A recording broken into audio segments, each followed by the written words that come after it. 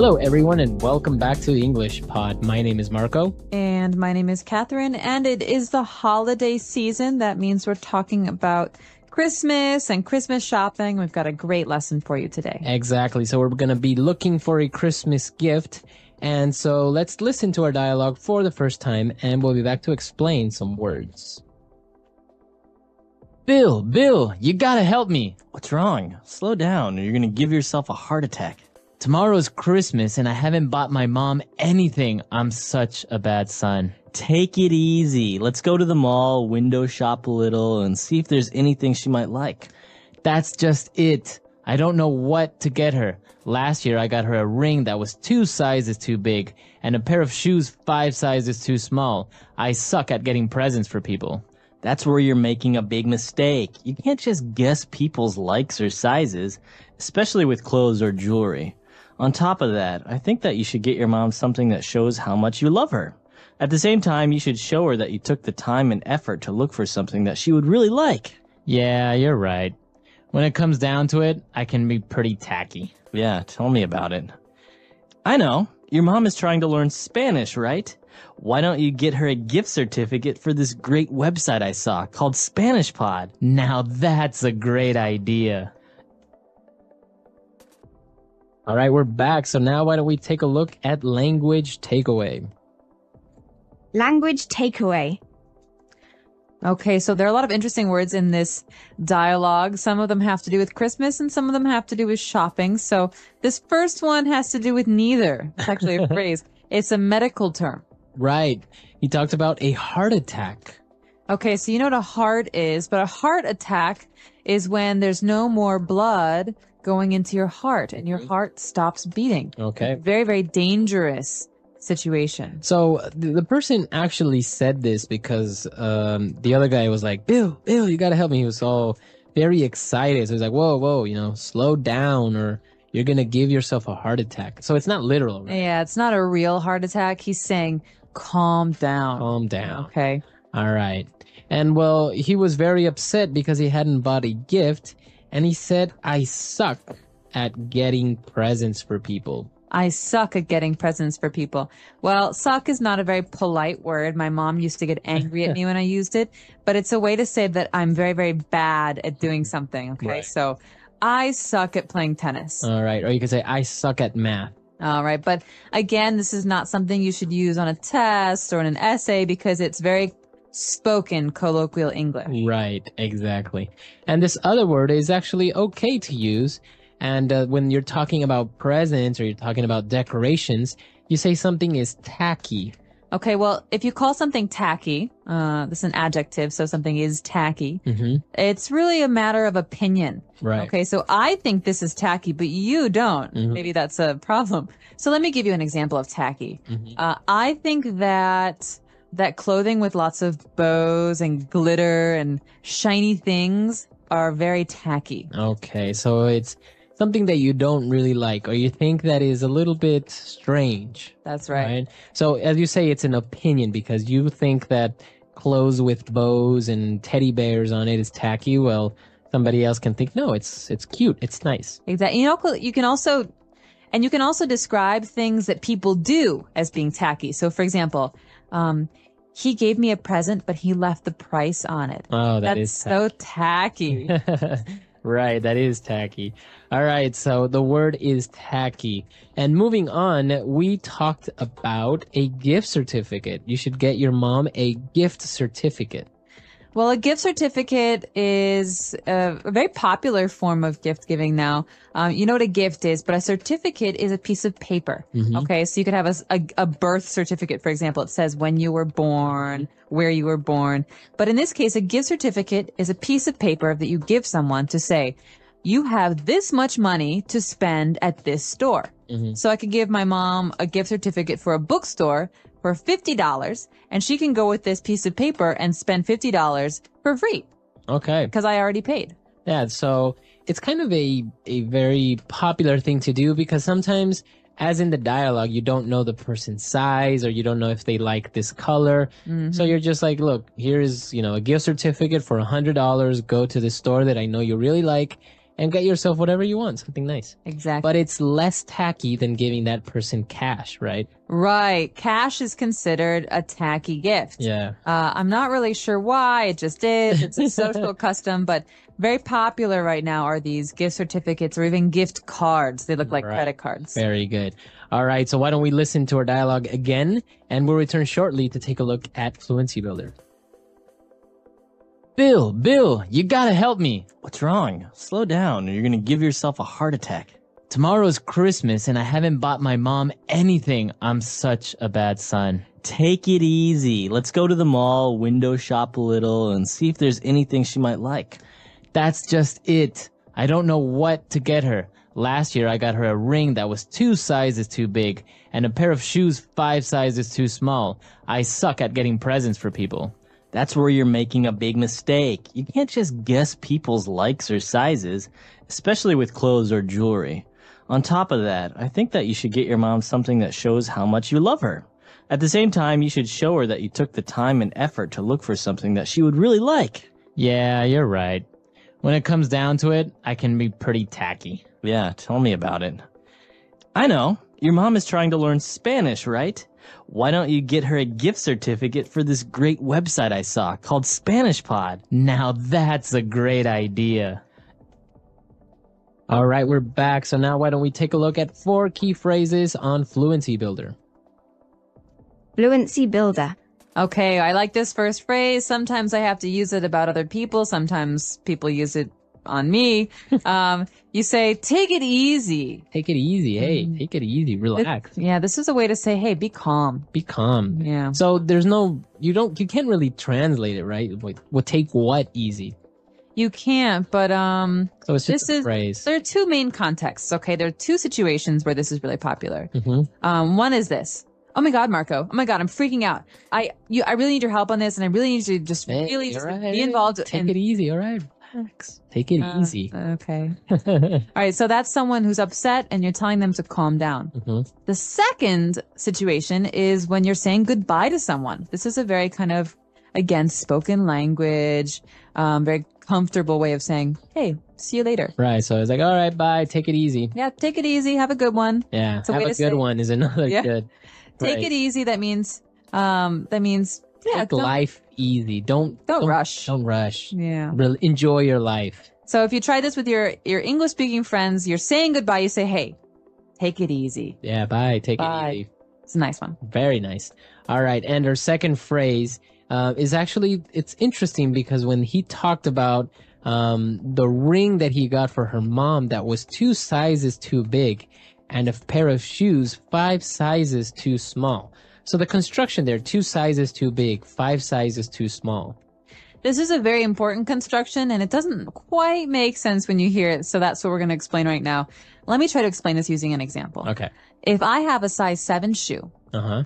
and my brother gives me a Christmas present of size 9 shoes, I say, Peter, these shoes are 2 sizes too big. Right. Okay, that's the number 2. 2 sizes, TOO, too big. That means they're too big for me by 2 sizes. Okay. Because the difference between 7 and 9 is 2. Right. But if he gives me a size 5 shoe, say, Peter, these shoes are 2 sizes too small. Mm-hmm. That means that, 5 is 2 less than 7. So this is a very popular construction. So you're saying specifically how much bigger or how much smaller the shoes are in the case with the ring or shoes or anything that has a size. Exactly. But the funny thing is you can also exaggerate. You could say, oh, this sweater is so ugly. It's 10 sizes too big for me. Mm-hmm. It's not really It's 10 not really sizes. right.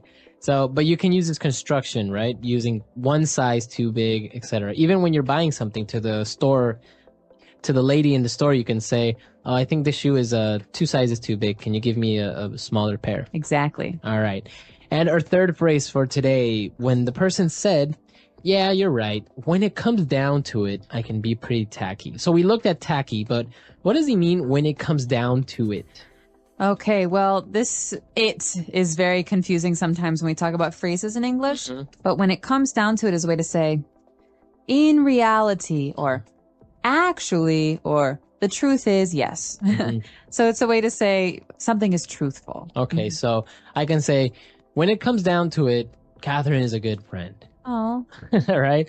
So when times are tough or in the end, or actually maybe you have your small faults, but you are a good friend. Right. Or when it comes down to it, Marco is a really hard worker. So sometimes he likes to play video games, but when it's a really important, he will work really hard. Very good. So very good uses of this phrase, and you can use it in many different contexts. And for our fourth phrase, when the person said, yeah, tell me about it. What does it mean, tell me about it? Tell me about what? Okay, well, this is a really very popular phrase. You hear this all the time, and it's a way to say, yeah, I agree. I understand. Okay? I understand. So this is a phrase that means agreement. Okay, so I could say, God, I really hate winter because when I leave work, it's always really dark. Yeah, tell me about it. It's always dark and it makes me feel lazy. Right. And so Marco is agreeing. He says, I don't like it either. Yeah. So this is a very, very spoken language way of agreeing with someone. So you say, yeah, tell me about it. Right. So it's very natural. It's a very natural way of agreeing with someone, right? Exactly. All right. So great phrases. Why don't we take a look at our dialogue for the last time, and we'll be back to talk a little bit more. Bill, you gotta help me. What's wrong? Slow down or you're going to give yourself a heart attack. Tomorrow's Christmas and I haven't bought my mom anything. I'm such a bad son. Take it easy. Let's go to the mall, window shop a little, and see if there's anything she might like. That's just it. I don't know what to get her. Last year I got her a ring that was 2 sizes too big and a pair of shoes 5 sizes too small. I suck at getting presents for people. That's where you're making a big mistake. You can't just guess people's likes or sizes, especially with clothes or jewelry. On top of that, I think that you should get your mom something that shows how much you love her. At the same time, you should show her that you took the time and effort to look for something that she would really like. Yeah, you're right. When it comes down to it, I can be pretty tacky. Yeah, tell me about it. I know. Your mom is trying to learn Spanish, right? Why don't you get her a gift certificate for this great website I saw called Spanish Pod? Now that's a great idea. All right, great. So now that the all right, so as we said, gift certificates are a good idea, but what else do you like to give as Christmas presents? Personally, I like things that people really think about and spend their time doing or making. So I like, for example, my mom is a beautiful quilter. She makes these big blankets and quilts them. And sometimes she even quilts names of people and stuff. And so those are really wonderful gifts because they're, the person thinks about you and who you are and what you want. And so I like to be able to give gifts like that, but I'm not necessarily that creative. So, I think it's nice to give gifts like tickets to a music show or things like that, where the person will go and have a good time and enjoy themselves. Yeah, I think that's really important because sometimes people just give gifts because you have to, but Stuff. like stuff, and you're like, oh, great, a tie. It's like kind of impersonal. Yeah. At the same time, if your dad or your boyfriend or somebody loves ties and has 50 of them, and you get them another one that's really interesting or unique, then great, but it is good to take the time to get somebody something they really like or they would really use or enjoy. Today we're talking about something we talk about every year. Every year after Christmas, or during the Christmas holidays, we talk about New Year's Day, and a very important topic, New Year's resolutions. All right, so we're not going to preview anything today. It's all in the dialogue. But when we come back, we'll be talking more about what you hear and some of the great phrases you can use at the new year. Did you read this? It says that the number one New Year resolution people make is to spend more time with friends and family. Why would that be funny? Well, think about it. We are a society that is always on the go. Not because we have to, but because we want to. Why? We work hard and spend less time at home because we're trying to provide for our family with goods and services that are usually unnecessary. I don't agree, but anyways, I think you should start thinking of a New Year's resolution yourself. What's the point? We always make New Year's resolutions, and by February, we will have forgotten about them. It's pointless. Well, maybe then you should resolve to sticking to your goals and objectives. What about you? Your gym bag is gathering dust, and you still have brand new running shoes that are yet to be jogged in. Well, I would go if you kept your promise of going to the gym with me every day. Yeah, whatever. All right, great. We're back. So this is very typical, a New Year's resolution that you make, but then people don't really stick to it, etc. They don't? Usually they don't. All right, but you're probably wondering what is a New Year's resolution. So why don't we take a look at this word and many more on Language Takeaway.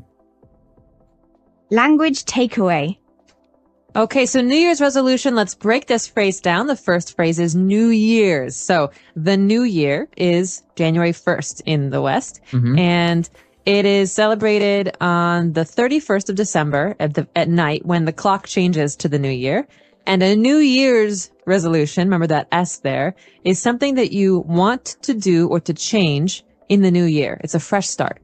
Okay, so you pretty much, the verb that you use there is to resolve to do something. So my New Year's resolution is to, go to the gym every day. It's like a promise to yourself. Right. So, and this is very common, right, among Americans. They try and, because it's a new year, it's a fresh start, so they want to start doing something great. Exactly. We can talk about this at the end, but a lot of companies try to use this to sell Americans stupid things. So All right. we'll get there in a minute. But the two people in this dialogue are talking about the idea of spending more time with friends and family. And the other person says, well, sometimes it's hard to do that because you have to provide your family with goods and services. All right. This phrase goods and services is very common, especially in economics and sociology. So what does this mean? And they go together, right? So goods are tangible items, things that you buy, like food or, clothes, a TV, etc. Stuff. And services, of course, are other things like, for example, going to the doctor or the dentist or any other service you get. So service usually includes another person doing something for you. But you might not actually get something physical like a TV if you pay for it. Right. So goods and services, it's included in this phrase, always goods and services. Very good. And well, moving on, as we mentioned with the New Year's resolution, we had that verb there, to resolve. So what does it mean if I want to resolve? Okay, well, to resolve, as we said, is to decide or to promise yourself to do something. So it's a decision that you don't want to change your mind about. For example, this year, I've resolved to quit smoking. That means I've made a decision for myself and I'm going to do it. Okay, very good. It's very strong. And not to be confused with to solve, right? It has no real relation there, right? No, resolve to do something is to have a strong passion or interest in doing something for yourself or changing an action. Very good. And well, our last word for language takeaway is brand new. Something that's brand new. Brand new. So buy a brand new car. Come down to Captain's Car Lot. So brand new is something we hear a lot in marketing. It's also something that these words just go together very often. And something is new, okay, you just bought it or it just came out. But something that's brand new is really fresh, really new. So brand new, a brand new car, a brand new watch, etc. A brand new movie. A brand new movie or brand new cereal. Have you ever tried it? Very good. So great phrases there. Very good. So great words there. Why don't we listen to the dialogue again? And we'll be back with 3 phrases. Did you read this? It says that the number one New Year resolution people make is to spend more time with friends and family. Why would that be funny? Well, think about it. We are a society that is always on the go. Not because we have to, but because we want to. Why? We work hard and spend less time at home because we are trying to provide for our family with goods and services that are usually unnecessary. I don't agree, but anyways, I think you should start thinking of a New Year's resolution yourself. What's the point? We always make New Year's resolutions, and by February, we will have forgotten about them. It's pointless. Well, maybe then you should resolve to sticking to your goals and objectives. What about you? Your gym bag is gathering dust, and you still have brand new running shoes that are yet to be jogged in. Well, I would go if you kept your promise of going to the gym with me every day. Yeah, whatever. All right, we're back. So now let's take a look at these 3 phrases on Fluency Builder. Fluency builder. Okay, this first phrase is very common at gas stations and food, like fast food chains. We say on the go. All right. So he mentioned that we are a society that is always on the go. It means we're always moving.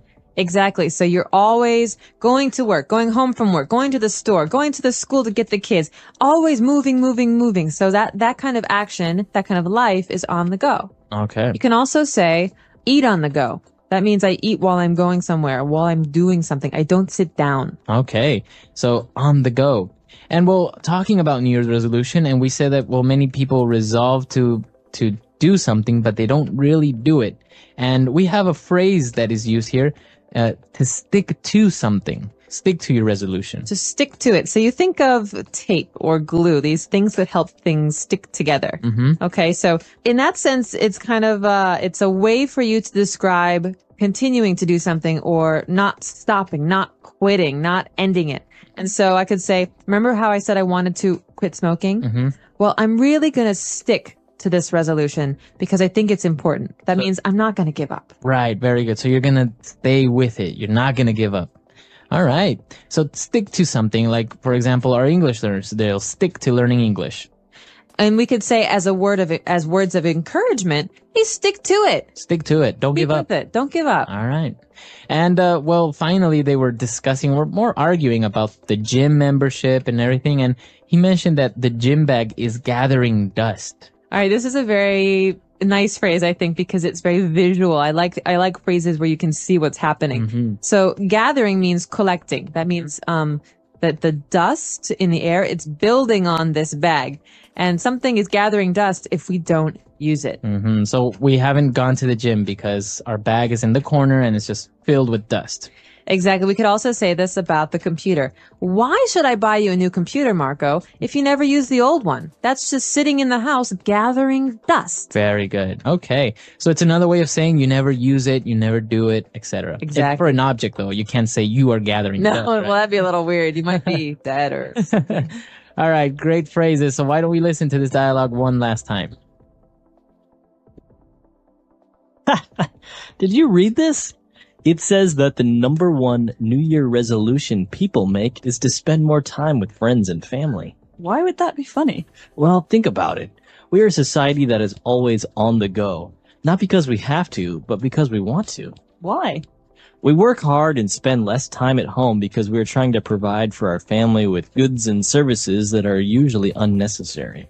I don't agree, but anyways, I think you should start thinking of a New Year's resolution yourself. What's the point? We always make New Year's resolutions, and by February, we will have forgotten about them. It's pointless. Well, maybe then you should resolve to sticking to your goals and objectives. What about you? Your gym bag is gathering dust, and you still have brand new running shoes that are yet to be jogged in. Well, I would go if you kept your promise of going to the gym with me every day. Yeah, whatever. All right, we're back. And well, as you mentioned, there were some interesting things about this dialogue, especially when they talked about a society that's always on the go. And you mentioned that, well, sometimes you eat on the go. And I've seen people in the United States that are actually eating while driving. I'm guilty of doing that. Really? Yeah. Have no time to actually sit down for like 15 minutes and eat. No, I remember being in high school at home and, you just have so much stuff to do. You have school, then after school, there's soccer practice. After that, there's music lessons and you never have time to eat. So you have to grab food in the car. And then on the way home, you're picking things up and you get home and you do your homework or whatever. There's so much stuff to do and it doesn't stop. It doesn't stop when you grow up. It doesn't stop as if you're an older person. It's the way life is in America. Wow. Yeah. That's really interesting because I think many of our listeners that are in other countries would find that a little bit peculiar if they actually went to the United States and saw somebody in their car, like having a hamburger while driving, and sipping on their soda. Yeah, it's kind of sad, actually. Well, that's the thing. You don't have much time. But actually, this is based on true events, kind of, on the fact that many Americans do want to spend more time at home with their friends, with their family, because, as you say, you're always so busy. And I think it's a nice resolution to resolve to have dinner with your family once or twice a week at home where you sit down and you talk about your lives. It's nice because you get to share and you get to know each other better. And, otherwise you're always just on the go in different places. Yeah, exactly. Today we have a very exciting elementary lesson for you. That's right. We are going to take our clothes to the dry cleaners. Oh, okay, so that means we have some dirty clothes. They need to be cleaned. Let's listen to this dialogue one time, and when we come back, we'll be talking about the words and phrases that you hear in it. Thank God you were open. I have an emergency. Hello, Mr. Henderson. What can I do for you? I need this dress and this suit dry cleaned ASAP. Okay, I can have it ready by the end of the week. No, you don't understand. I need this tomorrow morning. I accidentally spilled beer all over my wife's dress, and we have a wedding to attend tomorrow. She's gonna kill me. Okay, I can have it ready tomorrow afternoon, but this suit is also very stained. I can't guarantee we can remove it completely. Fine. Can you also iron and starch this shirt? Certainly. Great. This is our secret. If you see my wife, say nothing to her about this. All right, we're back. So now there are probably a couple of words that you didn't understand. So why don't we look at those now in language takeaway? Language takeaway. Marco, you already told our listeners about one phrase, to dry clean. So dry cleaned. All right, so that's when you take your clothes to a professional who doesn't only wash them, right? You don't just put water and soap on it. They actually put some special chemicals and use special machines to get very hard to remove stains from it. Exactly. And so this is often what we use when we clean coats or fancy shirts and dresses, Right. because you don't want to clean those yourself. Right, you can't put those in the washing machine. No. So this is the dry cleaner. That's the name of the place. And the action, what they do is they dry clean clothes. Okay, very good. All right, well, I mentioned that we take them to the dry cleaners because we want to remove stains. Okay. So a stain is a mark or some color that does not come off, does not go away. All right, so for example, sometimes you can have a wine stain. Ooh, wine stains are the worst. They're red and they never come off. Or blood stain. Or blood stain. Ooh. Right, so a stain is a noun, but you can also use it as an adjective. My shirt is stained. Okay, so it's stained. My pants are stained and I can't wear them again. Again, now you can also use it as a verb. I stained my pants. All right, So it's a verb, it's a noun, and an adjective all in one. easy to remember. Well, there's another word that's, related to this word. We spilled something, okay? So I spilled wine and it stained my shirt. Okay, so to spill. And that means that you took some liquid and you put it onto your clothes. Or you dropped it you and dropped it made a mess, okay? Right. So I spilled some milk. Okay, spilled. Now, it's pronounced differently from spell, right? That's right, to It has spill. An I, spilled. All right, now our next word is also a noun and a verb, to iron. To iron means to make something flat with no lines, okay? To smooth it out. So we use an iron to iron. Exactly. It's So the metal electronic object. it gets very hot. So you wash your shirts, for example, and your shirts are wrinkled because you just washed them. So you need to iron them. That's right. And so you smooth them out, you flatten them with this object, an iron. Okay. And well, usually if you take them to the dry cleaners, they will iron them and also starch them. Okay, so to starch something means to use some powder or chemical to make something stiff or hard. So the noun or the chemical is also called starch. Exactly. So you think of a shirt with many buttons that a man wears to work. He has a collar around his neck, and that needs to be high and tall. It can't be flat and wrinkled. And so a dry cleaner will use starch to make sure that this stands up. Okay, very good. So those are 5 key words for the dialogue today. Let's listen to the dialogue again, and we'll be back with Fluency Builder. Thank God you were open. I have an emergency. Hello, Mr. Henderson. What can I do for you? I need this dress and this suit dry cleaned ASAP. Okay, I can have it ready by the end of the week. No, you don't understand. I need this tomorrow morning. I accidentally spilled beer all over my wife's dress, and we have a wedding to attend tomorrow. She's gonna kill me. Okay, I can have it ready tomorrow afternoon, but this suit is also very stained. I can't guarantee we can remove it completely. Fine. Can you also iron and starch this shirt? Certainly. Great. This is our secret. If you see my wife, say nothing to her about this. All right, we're back now, so let's take a look at Fluency Builder. Thank God. Thank God. All right, what is this phrase? Thank God. Okay, this is a phrase we use in English to say that we're happy about something or that we're relieved. Okay. So maybe I'm nervous that the mail isn't going to come today. And then the mail comes and I say, "Oh, thank God. The mail came." Yeah. Okay. I'm happy. I was hoping it would come. So you're relieved. Thank God. Now, is it we are using the word there, God, but it doesn't really have a religious connotation that much, right? Not anymore. No. It's usually just a phrase. Exactly. Okay. Now, what about this acronym ASAP or ASAP? ASAP. So as soon as possible. Okay. It's an acronym. So the first letter comes from the word. It means as soon as possible, very quickly, right away. You always hear that in an office setting as well. I need those papers ASAP. I need those reports ASAP. Exactly. So you can say it either way, ASAP or ASAP, and it means immediately. Okay. And he said that he needed the suit ASAP, and he said, I can have it ready by the end of the week. Okay, so that might not be fast enough for the client, for the person here who has the stain, but the end of the week is a very, very useful phrase because it means that maybe today's Monday or Tuesday, by Friday or Saturday, we'll have this ready for you. Okay. Because we think of the end of the week as Friday, maybe Thursday, Friday. So I can say the end of the week or the end of the day. Exactly, the end of the month. Or the end of the year. Exactly. So the end of is usually The the last. last time. So Okay. thank goodness it's the end of the week. I'm ready for my weekend. Very good. Okay. So great phrases there as well. Let's listen to the dialogue for the last time. Thank God you were open. I have an emergency. Hello, Mr. Henderson. What can I do for you? I need this dress and this suit dry cleaned ASAP. Okay, I can have it ready by the end of the week. No, you don't understand. I need this tomorrow morning. I accidentally spilled beer all over my wife's dress, and we have a wedding to attend tomorrow. She's gonna kill me.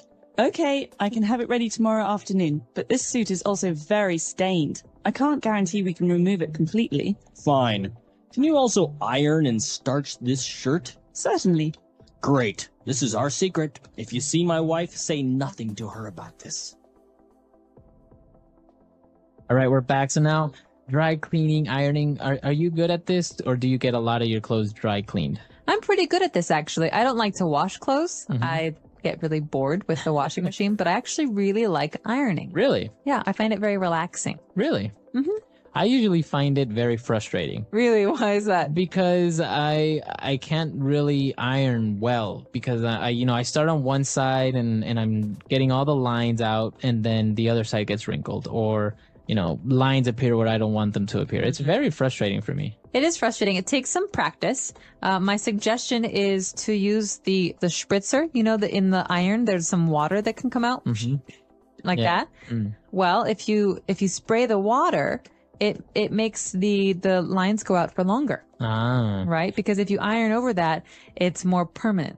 I've also seen some sprays sometimes that you can spray your clothes with some special chemical that's not actually starch, but it helps remove the wrinkles quicker. Exactly. I don't use that. I use water generally, but they're all available. All right. So that's all the time we have for today. If you have any questions or comments, you can visit our comment section on englishpod.com and we'll see you guys there. Bye, everyone. Bye.